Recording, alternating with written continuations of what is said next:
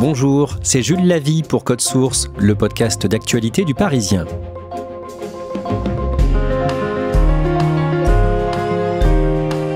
Code Source prend le large aujourd'hui avec un podcast sur le Vendée Globe, cette course autour du monde à la voile et en solitaire. Témoignage de l'un des skippers engagés, Sébastien Simon, 34 ans. Il a dû affronter plusieurs avaries, des conditions parfois dantesques avec des vagues de 10 mètres ou encore la fuite d'une réserve de gazole qui lui a fait perdre une partie de sa nourriture. Malgré tout ça, Sébastien Simon a terminé 3e. Il revient aujourd'hui sur sa course et plus largement sur son parcours, son apprentissage de la voile grâce à son père, son premier Vendée Globe avorté en 2020, un grave accident en mer en 2023 qui a failli le laisser paralysé. Sébastien Simon se confie aujourd'hui dans Code Source au micro de Barbara Gouy.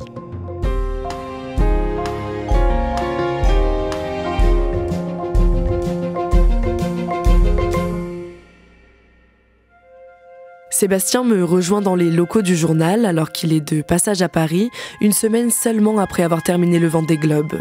Pour comprendre d'où lui vient sa passion pour la voile, il faut revenir à son enfance. Sébastien Simon est né le 6 mai 1990. Lorsqu'il a 3 ans, ses parents divorcent. Il grandit entre sa mère et son père qui habitent tous les deux en Vendée et c'est un enfant plutôt discret. Son père habite aux Sables d'Olonne et il l'emmène souvent en croisière sur son bateau à voile. C'était sympa. D'abord, on partait en croisière. Il y avait ses amis qui se joignaient à nous et très vite, en fait, on s'est retrouvés que tous les deux. Donc, c'était des croisières d'une semaine, 10 jours, ça me paraissait toujours trop court. Il essayait de me faire barrer et régler le bateau, ce que j'aimais pas trop quand j'étais petit. Je me souviens que souvent, il me laissait tout seul à la barre et il partait faire la sieste. Je me souviens avoir affronté des conditions qui me paraissaient quand même assez osées pour l'époque. Au départ, c'était plutôt l'esprit d'aventure qui m'intéressait, aller dans un port, un autre, rencontrer des gens, faire les manœuvres, dormir dans le bateau, c'est un environnement exceptionnel pour un gamin. Et puis très vite, en fait, c'est la compétition qui m'a vraiment plu. Sébastien découvre la voile en compétition quand il a 12 ans, en 2002. Cette année-là, les Sables d'Olonne accueillent des courses nationales d'Optimiste, qui est un petit bateau à voile. On allait tous les étés passer des week-ends dans la maison que mon grand-père avait fait construire dans les années 60 au Sables d'Olonne avec ma grand-mère et on se baladait, on faisait une balade habituelle tous les soirs et tous les midis entre le port de pêche, le Remblai, etc. Et à un moment, on voit ces optimistes rentrer. Mon père commence à discuter avec des parents de gamins et moi, je commence à regarder l'optimiste. Je ne m'imaginais pas trop que c'était comme ça. Et je dis, j'aimerais bien essayer. Et puis là, après, il était condamné à m'emmener tous les week-ends en régate. Il fallait toujours être le premier arrivé pour être le premier sur l'eau à l'entraînement, bateau prêt, gréé, alors que les autres n'étaient même pas encore arrivés. Il a dû fabriquer une remorque pour y mettre l'optimiste. Il a un peu sacrifié tous ses week-ends après, jusqu'à ce que j'ai 15 ans quand même. Sébastien prend goût à la compétition et il troque rapidement son optimiste pour de plus grands bateaux à voile. Il gravit les échelons en faisant des courses départementales, régionales, nationales et ainsi de suite. Après le lycée, il part faire des études d'ingénieur à Bordeaux, pendant lesquelles il continue à s'entraîner, jusqu'à ce que la voile en compétition devienne son métier en 2014. Sébastien participe plusieurs fois à la prestigieuse course de la solitaire du Figaro, qui se déroule au large des côtes françaises, et il la gagne en 2018. En seulement 5 ans, j'accède à une victoire sur la solitaire, ce qui, au vu du niveau à l'époque, était assez incroyable. C'est un peu l'aboutissement déjà dans la carrière d'un marin, donc c'était exceptionnel. J'en garde des beaux souvenirs. C'est un peu comme gagner le championnat du monde de karting pour un pilote de Formule 1, quoi. Après, il a le droit d'aller en Formule 1, donc j'en suis très fier. Le fait de gagner la solitaire du Figaro lui permet de pouvoir participer aux épreuves qualificatives du Vendée Globe. J'avais envie d'écrire une histoire avec le Vendée Globe, qui est une course avec laquelle je suis né quasiment, puisque la première arrivée a eu lieu quelques mois avant ma naissance. Donc j'ai vu cette course grandir, j'ai un peu le sentiment qu'elle m'appartient, je l'ai vu évoluer. Je rêvais un jour d'en être acteur. J'ai été spectateur pendant quasiment 30 ans, donc... Voilà, il m'a toujours apporté beaucoup d'émotions. C'est une aventure à part entière. Et aujourd'hui, ça devient une aventure sportive, clairement. Le Vendée Globe est une course à la voile en solitaire, sans escale et sans assistance, qui a lieu tous les 4 ans. C'est un tour du monde sur une distance de 45 000 km. Le départ et l'arrivée sont aux Sables d'Olonne. Sébastien s'est donc qualifié à l'édition de 2020, mais à cette période, la France est confinée et la plupart des événements sont annulés. On a quand même réussi à faire un Vendée Globe en 2020 dans des conditions très particulières. Moi, j'ai pris le départ, je me souviens d'avoir remonté ce chenal pour aller prendre le départ du Vendée avec personne aux abords du chenal. Donc j'avais un peu le sentiment de me faire voler mon Vendée Globe, mon premier Vendée Globe, puisque c'est pas le Vendée Globe que je connaissais, la grande fête populaire. Il n'y avait pas ces interactions humaines en 2020, ce qui m'a beaucoup manqué quand même. En plus, on est parti avec un brouillard un peu bizarre. C'était une ambiance très particulière quand même. Le 4 décembre, près d'un mois après le départ, Sébastien est contraint d'abandonner la course. J'étais 4e et malheureusement j'ai heurté un objet qui a déchiré ma coque, qui a causé mon abandon. Donc je suis rentré en Afrique du Sud aux côtés d'Alex Thompson et Samantha Davis à ce moment-là, et ça a été une grosse déception. Il n'y avait pas forcément de solution pour réparer. Les gens comprennent pas toujours, mais des fois, il faut se résigner, c'est comme ça. Donc ça a été dur, ça a été très dur pour moi. J'avais quand même mis beaucoup d'énergie au service de ce projet et ça s'est pas passé comme je l'aurais voulu. Et j'avais quand même un sentiment, un goût amer parce que j'étais 4e, j'avais l'impression d'avoir quand même ma place sur cette course. Mais bon, voilà, c'est comme ça.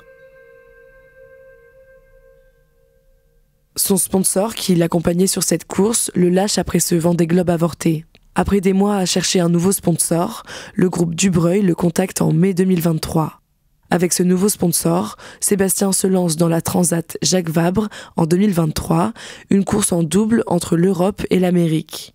Une fois arrivé en Amérique, il se rend en Martinique pour faire la transatlantique retour, cette fois-ci en solitaire. C'est la première course qualificative du Vendée Globe. Je suis en 3e ou 4e position, tout va bien, le pied sur le frein, parce que l'objectif il est seulement de se qualifier pour le Vendée. Et là, j'ai pas de souvenir, parce que j'ai un accident grave où j'ai une commotion cérébrale, du sang partout dans le bateau, je suis obligé de me recoudre avec des agrafes le front, tout seul.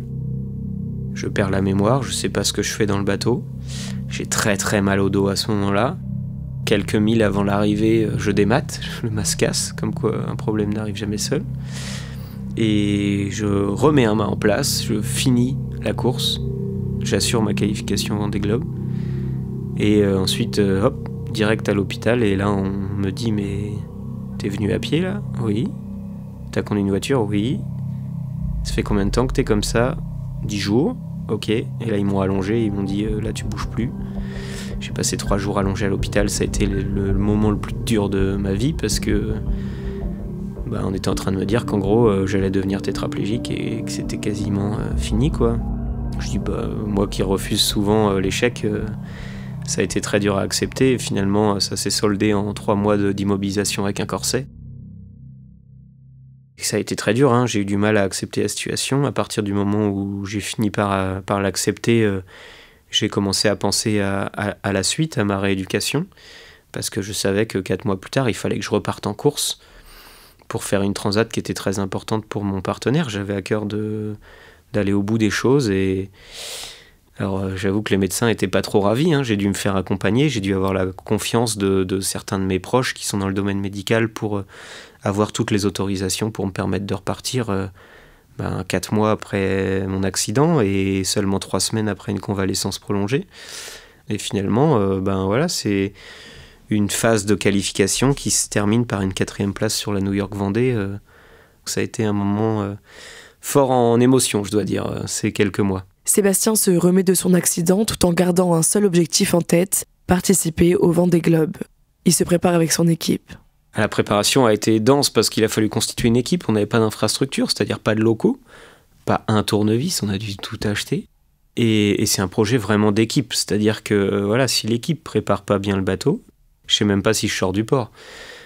Faut déjà être 5 pour sortir un bateau comme ça du port. Donc ça, j'en avais conscience depuis le début. On fait pas les choses tout seul. C'est pas comme en Figaro justement en 2018 où je pouvais compter que sur moi-même. Là. Il faut faire avec une équipe, il faut réussir à lui faire confiance, il faut faire en sorte que l'équipe y trouve son compte. Et moi, je suis plutôt du genre à essayer de leur donner confiance, c'est-à-dire que je déteste quand ils viennent me demander de contrôler un truc. Moi, la question que je pose plutôt, c'est est-ce que tu es fier de ce que tu as fait ? Tu me dis oui ou tu me dis non. Et puis, si jamais il se passe quelque chose de mal, je suis pas en train de dire qui est le responsable, c'est plutôt comment est-ce qu'on fait en sorte que ça se reproduise pas et quelles sont les solutions pour qu'on puisse progresser ensemble, quoi. À ce moment-là, l'objectif de Sébastien est clair. Il espère avant tout terminer la course du Vendée Globe, comme il n'avait pas pu le faire en 2020. Le dimanche 10 novembre 2024, c'est le jour du départ. Voir tout ce monde dans le chenal, pour voir tous les marins partir autant qu'on est, c'était une claque énorme.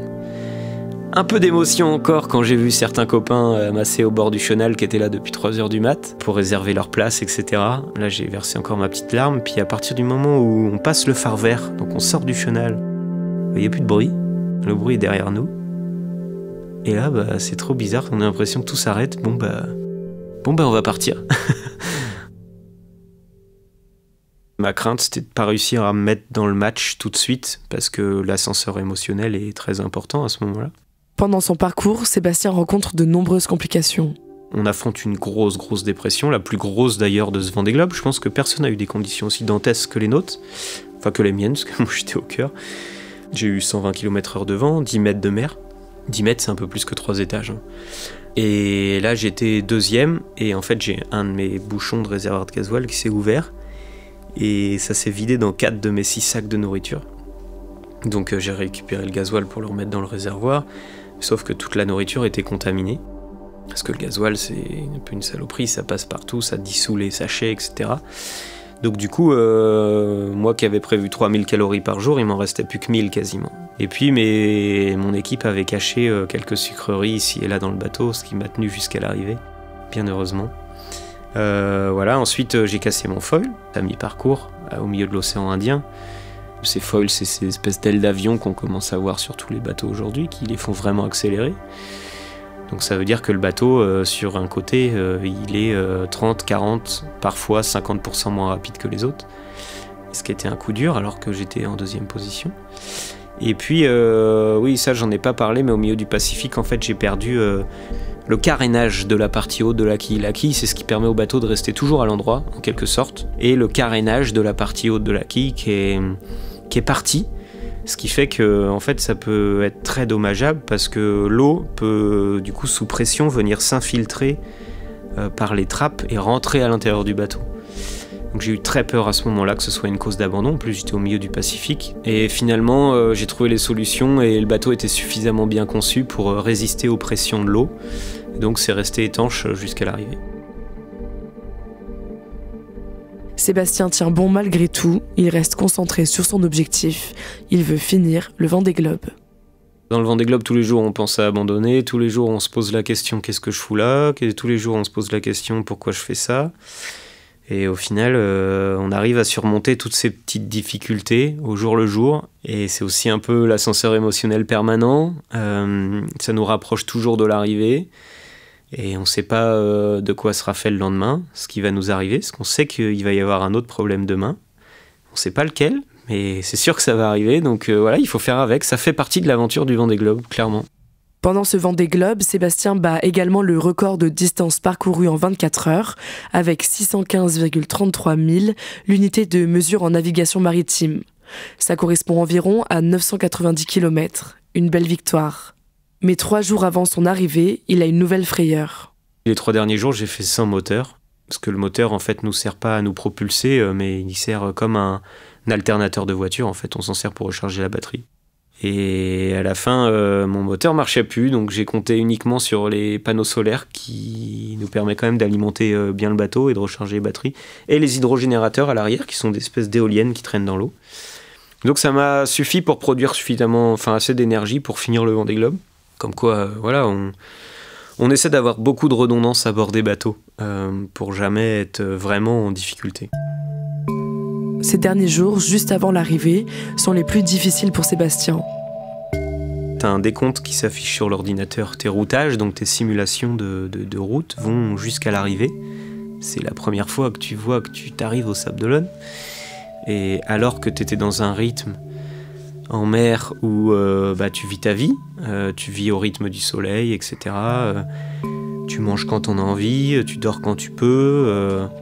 Là, t'as ce décompte qui est là, bien présent, et qui te rapproche toujours de l'arrivée. Tu commences à penser à tes proches et autres. Et ça commence à être long. On m'a toujours dit, savoure ces derniers moments, tout ça. Donc j'ai savouré. Puis au bout d'un moment, je me suis dit, c'est bon, j'ai savouré. Maintenant, j'ai envie d'en finir, quoi. J'ai envie de franchir la ligne d'arrivée, clôturer. Je me rends compte que je vais être 3e, en tout cas que c'est à portée de main. Mais bon, tant que la ligne d'arrivée n'est pas franchie, on ne sait pas ce qui peut arriver. Se prendre un pêcheur, le mât qui tombe, casse de moteur. Il peut se passer encore 1000 choses. Donc j'étais un peu stressé à ce moment-là. J'ai pas dormi les 2 dernières nuits. Puis il faisait très très froid à ce moment-là, moins 2 degrés. Voilà, les dernières nuits ont été difficiles. On n'a pas entendu le top, mais je sais. Le 17 janvier, à 1h30 du matin, Sébastien arrive au Sables d'Olonne. Voilà, Sébastien Simon, c'est fait, c'est officiel, 3e du Vendée Globe. Arriver, c'était assez magique. Il faisait nuit. J'adore les arrivées de nuit, c'est assez magique. Moi, j'aime beaucoup. Je trouve qu'il y a une ambiance très particulière. D'un coup, tu as beaucoup de bateaux qui arrivent auprès de toi, qui t'empêchent même de faire tes manœuvres et de te positionner. Tu es obligé de composer un peu avec et tu franchis la ligne d'arrivée. Ton équipe monte à bord du bateau pour l'arrêter, pour descendre les voiles, il te serre dans tes bras. C'est un moment assez unique et magique.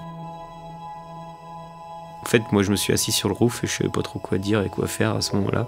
Je venais de passer 67 jours tout seul et j'étais à la fois content et je savais pas quoi dire, un peu perturbé. Et puis après, je suis descendu sur le semi-rigide pour aller voir tous les bateaux accompagnateurs, notamment mes partenaires, pour les remercier. C'était une belle surprise parce que normalement on fait pas trop ça, mais voilà, j'étais euphorique à ce moment-là.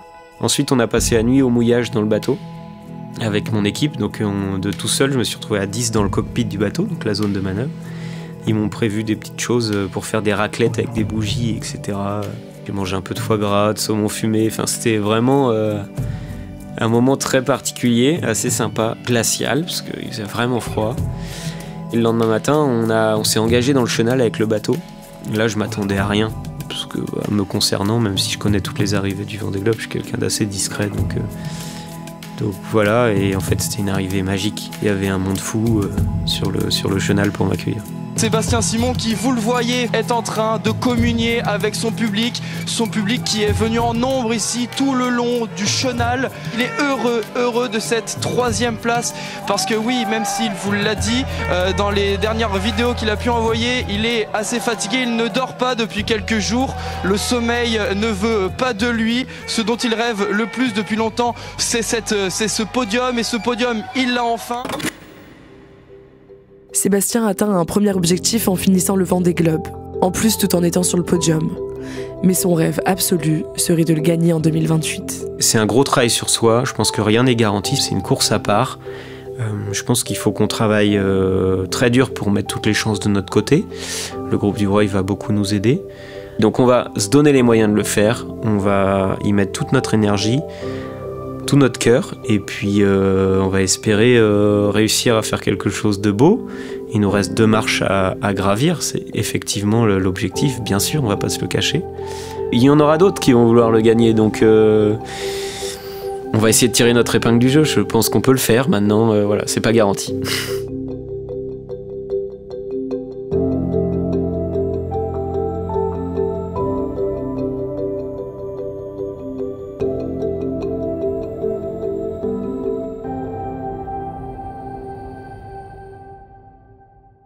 Barbara, son père qui lui a transmis sa passion pour la voile, j'imagine qu'il est très fier de lui aujourd'hui. Oui, il est fier de lui. Pendant la course, il passait son temps à regarder le classement pour voir où en était son fils, même quand il se réveillait la nuit. Et le fait que Sébastien soit arrivé 3e en créant la surprise, lui, ça ne l'a pas surpris. Il croit beaucoup en lui depuis qu'il est petit et qu'il l'accompagnait sur ses premières courses. Alors on l'a compris, Sébastien Simon pense déjà au prochain Vendée Globe. Il commence déjà à travailler sur cette échéance pour dans 4 ans. Il rêve de gagner, on l'a compris. Sur un plan plus personnel, il s'est fixé un autre défi. Oui, il prépare avec ses amis un Ironman qui est un des plus longs triathlons. Il me dit que pour le coup c'est un défi très personnel, c'est une façon pour lui d'explorer ses limites. Il le fait pas pour se comparer aux autres, mais pour se dépasser lui-même. Il y a 2 ans, il avait fait un half Ironman, c'est la moitié d'un Ironman, ça fait 70 km. Il l'avait fait en 4 4h40 et il a apprécié le fait de participer à un événement sportif qui n'était pas de la voile. C'était la première fois pour lui, mais il insiste vraiment sur le fait que c'est qu'un défi personnel et qu'il veut rester concentré sur le Vendée Globe 2028. Merci Barbara Gouy. Cet épisode de Code Source a été produit par Clara Grosis et Thibault Lambert, réalisé par Julien Moncouquiol. Code Source est le podcast quotidien d'actualité du Parisien. N'hésitez pas à laisser un commentaire ou des petites étoiles sur votre application audio préférée. Et puis on vous invite également à écouter le second podcast du Parisien, Crime Story. Chaque samedi matin dans Crime Story, une nouvelle affaire criminelle racontée par Claudia Prolongeau et Damien Delseny, le chef du service police-justice du Parisien.